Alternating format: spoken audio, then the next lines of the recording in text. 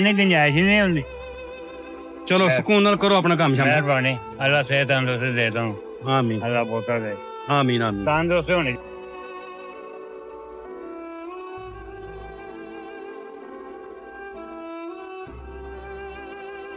अस्सलाम वालेकुम बुजुर्गो, की हाल ने?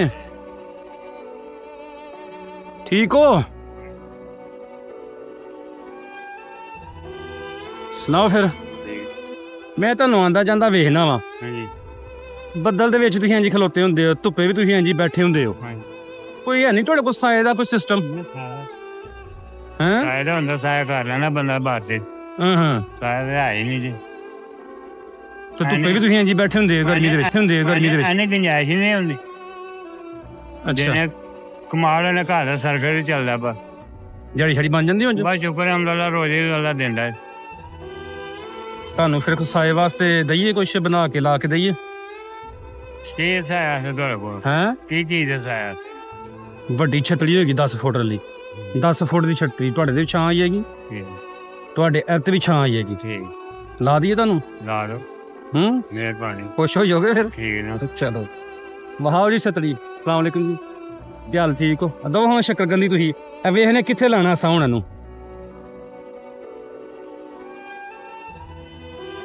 ਕਿੰਨੀ ਕੁ ਉਮਰ ਹੈ ਤੁਹਾਡੀ? ਮੇਰੇ 70 ਸਾਲ ਹੈ। 70 ਸਾਲ? ਹਾਂਜੀ। ਮਾਸ਼ਾਅੱਲਾ, ਬੜੀ ਖੁਸ਼ੀ ਵਾਲੀ ਗੱਲ ਹੈ। ਤੁਸੀਂ ਇਸ ਉਮਰ 'ਚ ਵੀ ਮਿਹਨਤ ਕਰਦੇ ਪਏ ਹੋ। ਅੱਲਾਹ ਤਾਲਾ ਤੁਹਾਨੂੰ ਸਿਹਤ ਤੰਦਰੁਸਤੀ ਦੇ। ਮਿਹਨਤ ਕਰਦੇ ਜੀ। ਹਾਂਜੀ ਬਿਲਕੁਲ, ਮਿਹਨਤ ਕਰਨ ਵਾਲੇ ਅੱਲਾਹ ਦਾ ਦੋਸਤ ਹੈ ਜੀ ਨਾ। ਬਿਲਕੁਲ ਚੱਲੇ ਹੋਏ ਆ।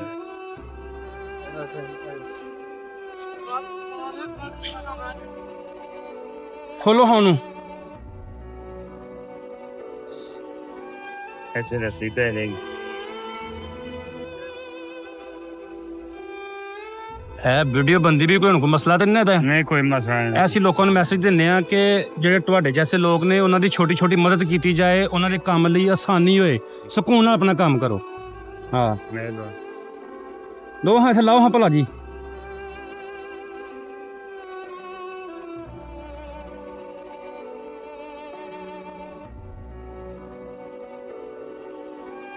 ਬਾਬਾ ਜੀ ਇਹ ਵੇਖਿਆ ਕਲੰਪ ਦੇਖਿਆ ਜੇ ਵਾਲਾ? हाँ जी। ਇਹ ਕਲੰਪ, ਇਹ ਜਿਹੜੇ ਸੁਰਾਖ ਹਨ ਨਾ, मैंने जाना। ਇਹਨਾਂ 'ਚ ਹੀ ਆਉਣਾ ਹੈ। ਠੀਕ ਹੈ, ਜਿੱਥੇ ਤੁਹਾਨੂੰ ਸਹੀ ਲੱਗੇ ਉੱਥੇ ਇਹਨੂੰ ਕਰਕੇ ਭਾਵੇਂ ਥੱਲੇ ਕਰ ਲਓ ਭਾਵੇਂ ਉੱਤੇ ਕਰ ਲਓ।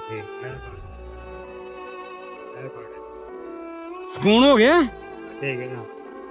ਖੋਲੋ ਹਾਂ ਤੁਸੀਂ ਸੇਬਾ ਫੜੋ, ਹਾਂ ਤੇ ਬੰਨੋ ਹਾਂ ਸੇਬਾ ਬੰਨੀ ਹੈ। ठीक। ਤੁਸੀਂ ਇਹਦਾ ਪੂਰਾ ਨਾ ਕਲੰਪ ਬਣਾ ਲਿਓ। मैं काम बनाना है। ਕਲੰਪ ਬਣਾ ਕੇ ਉਹ ਫਿਰ ਐ ਫਿਕਸ ਕਰ ਲਿਆ ਤੇ ਇਹ ਤੁਹਾਡੇ ਕੋਲ ਖੋਲ ਕੇ ਜਦੋਂ ਤੁਹਾਨੂੰ ਜ਼ਰੂਰਤ ਹੋਏ वो ला ले। ਉਦੋਂ ਲਾ ਲਈ। ਜਦੋਂ ਤੁਸੀਂ ਜਾਣਾ ਜੁਣਾ ਇਹਨੂੰ ਇੱਥੋਂ ਖੋਲਿਆ ਰੇੜੀ ਤੇ ਰੱਖ ਲਿਆ, ਜਾਂ ਨੇਰੀ ਆ ਜਾਂਦੀ ਹੈ, ਹਵਾ ਜ਼ਿਆਦਾ ਆ ਜਾਂਦੀ ਹੈ, ਉਦੋਂ ਇਹਨੂੰ ਤੁਸੀਂ ਲਾ ਕੇ ਰੱਖ ਲੈਣਾ ਹੈ। ला ला।